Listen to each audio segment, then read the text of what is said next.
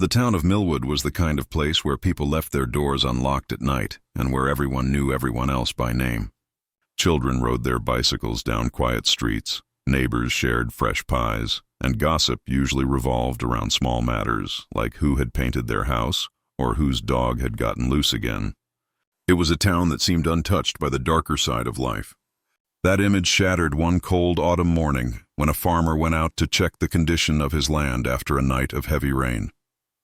The soil was soft and uneven, and as he dug with his spade to clear a patch for planting, his tool struck something hard. At first he thought it was just a rock, but the dull thud echoed strangely beneath the earth. Curious, he pushed deeper, and the soil gave way to reveal a metal edge. The farmer unearthed an old suitcase, its leather torn and its hinges eaten away by rust. A foul smell seeped from the cracks, an odor that made his stomach turn. His hands trembled as he pulled it free, and when the latch broke open, what spilled out sent him stumbling backward. Inside were human remains, wrapped tightly in plastic, pressed into the confines of the case as though someone had desperately tried to erase their existence. For years it had rested in silence, hidden beneath layers of soil, waiting for the day it would be found. The news spread with terrifying speed. Within hours, police officers arrived and sealed off the area.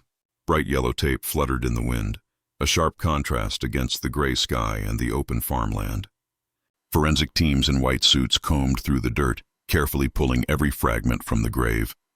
What had once been an ordinary field was now a place of horror, and the people of Millwood gathered at the edges, whispering in disbelief. They watched as stretchers carried away what little was left of the body, their imaginations filling in details they wished they could unsee.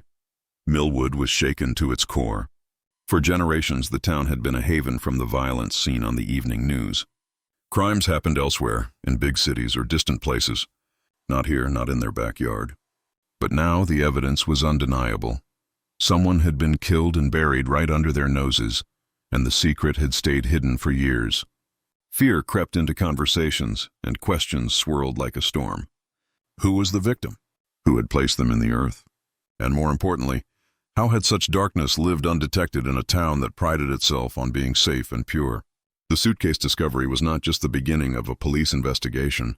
It was the beginning of a transformation. Millwood's image of innocence was gone. Its fields and streets were now touched by the chilling reminder that beneath the most ordinary places, the darkest truths can hide. The crime had been buried, but the secret was finally clawing its way back to the surface.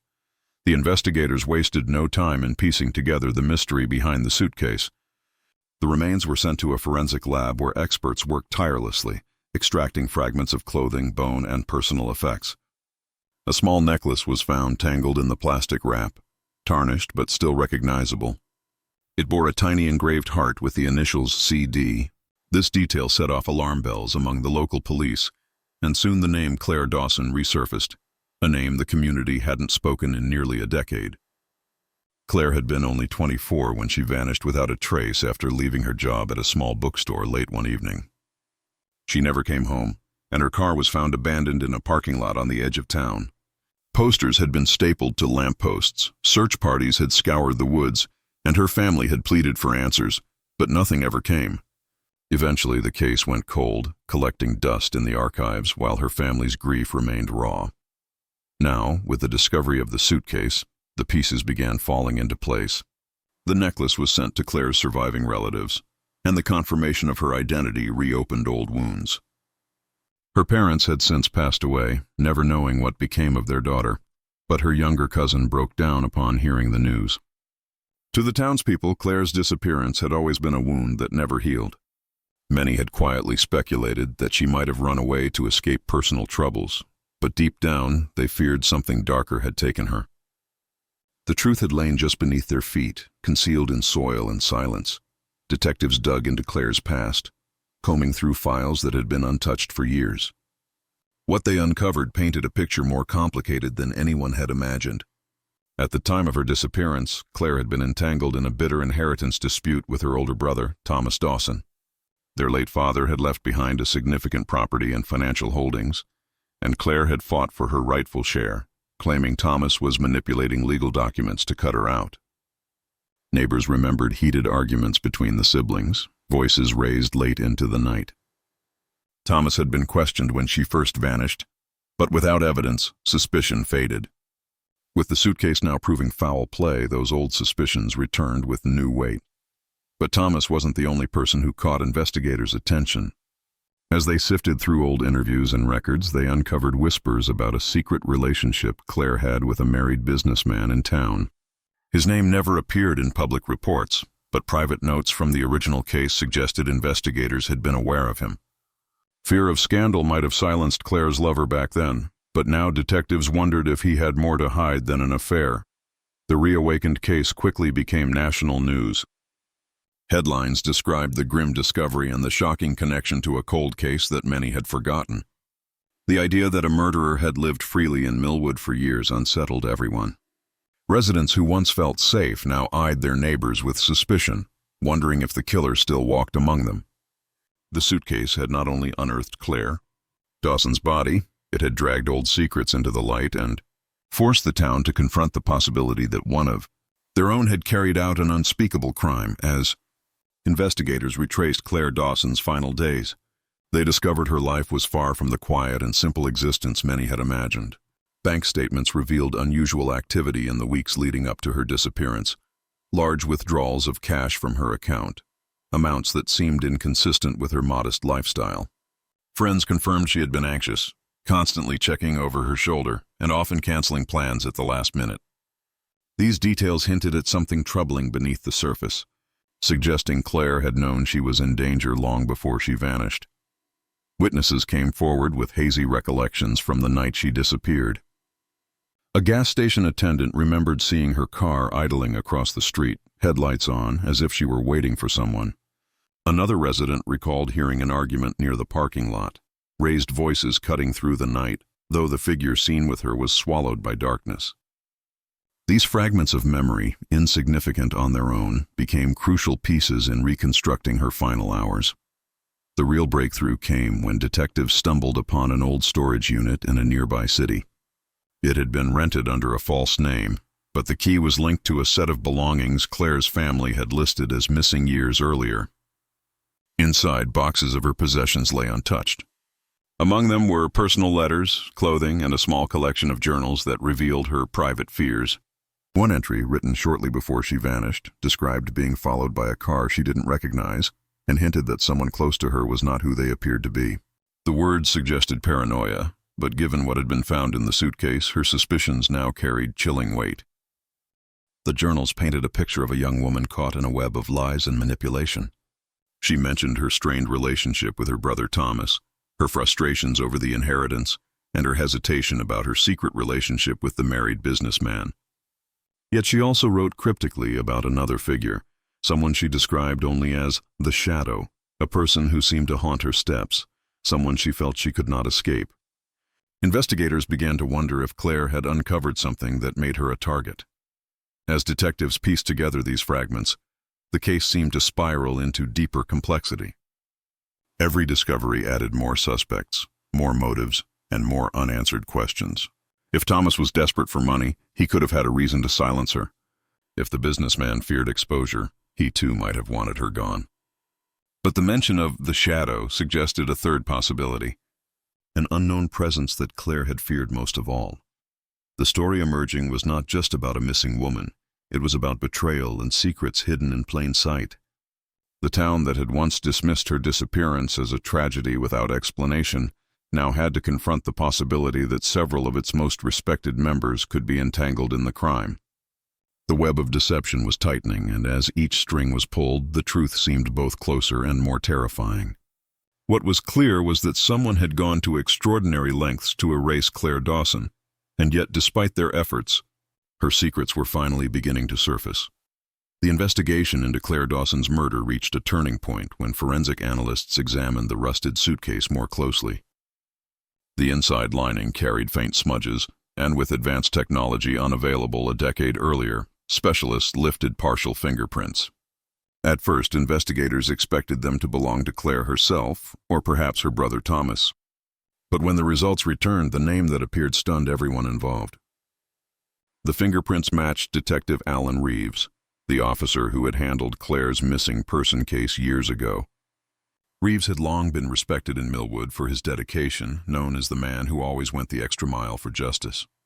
He had retired just 2 years earlier with commendations and community praise. Now the discovery shook the foundation of the town's trust in law enforcement. The revelation forced detectives to re-examine the original investigation with suspicion. Files from Claire's case showed unusual gaps, reports left incomplete, leads that were never pursued, and statements from potential witnesses that were marked but never followed up. What once appeared as bureaucratic oversights now seemed deliberate, part of a pattern designed to bury the truth. Slowly, the picture of Alan Reeves changed from a loyal public servant into a man hiding something sinister. Digging into his personal life uncovered a secret few had ever suspected. Reeves had been romantically involved with Claire in the months before she disappeared. Their relationship was hidden from the public, concealed even from colleagues, because Reeves was married and deeply protective of his reputation. Friends of Claire remembered her confiding about a man she cared for but couldn't name, saying only that the relationship was complicated and dangerous. The puzzle pieces now fit together. Reeves had the motive, the opportunity, and the power to manipulate the case from the very beginning. Investigators also found troubling financial links. During the period Claire was withdrawing money, Reeves had been making significant, unexplained purchases. A new car, expensive vacations, and investments far beyond what his salary could afford. It appeared Claire had been pressured into giving him money, perhaps as blackmail or to keep their affair hidden. The theory grew stronger when one of her journal entries was re-examined.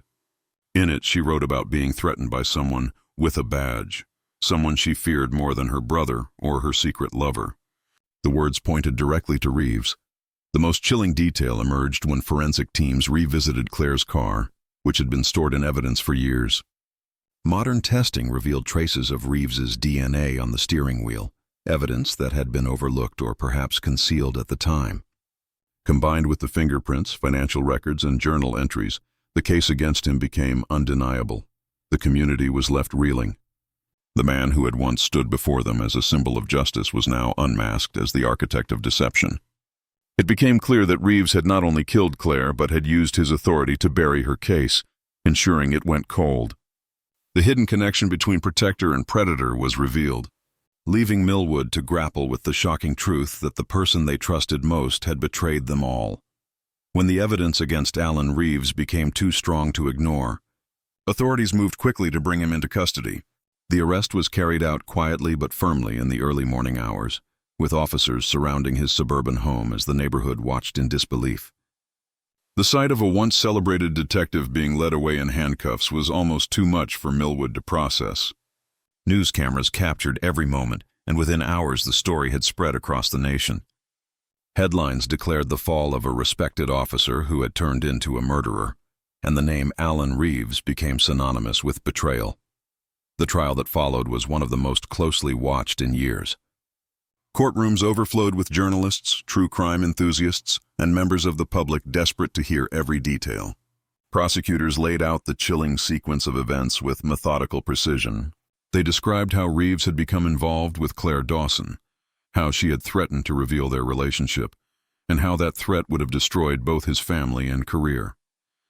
They argued that Reeves had lured Claire to a secluded spot on the night she disappeared, ended her life, and then meticulously planned the disposal of her body. By burying her in a suitcase and taking control of the investigation, he had silenced her and shielded himself from suspicion for nearly a decade. The defense tried to cast doubt on the evidence, claiming the fingerprints could have been planted or mishandled.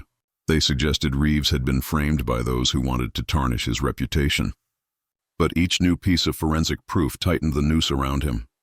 The journal entries, the unexplained financial records, and the DNA found in Claire's car were impossible to dismiss. Witnesses testified about Claire's growing fear, her secret lover, and her comments about a man with a badge who had control over her life. Every revelation drew gasps from the courtroom. For Claire's surviving family members, the trial was both painful and necessary. They sat through each day, listening to the horrific details of how she had been betrayed by someone who should have protected her. Their grief was heavy, but their determination to see justice served was stronger. When the jury finally returned with a guilty verdict, the courtroom erupted with emotion. Reeves showed no reaction as he was sentenced to life in prison without the possibility of parole. His once proud legacy erased in a single moment. The town of Millwood breathed a collective sigh of relief, but the scars of the case lingered. The fields where Claire's body was found became a haunting reminder of how long the truth had remained hidden. Neighbors who once trusted blindly now questioned the people around them, realizing evil could exist behind even the most familiar faces. Claire's story was retold across television screens, podcasts, and articles, becoming a symbol of how justice can be delayed but not denied. The crime that shocked a nation ended with answers at last, but also with a warning. Secrets, no matter how deeply buried, have a way of surfacing.